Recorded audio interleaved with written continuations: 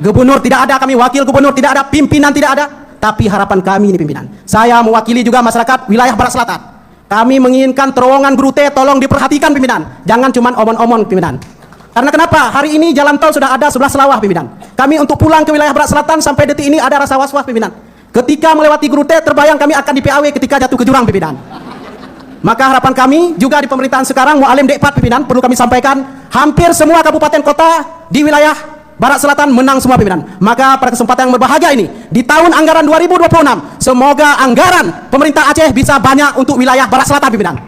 Dan banjir-banjir yang ada di wilayah Barat Selatan bisa dituntaskan dalam 5 tahun pemerintahan D4 yang kita awasi di masa yang akan datang pimpinan.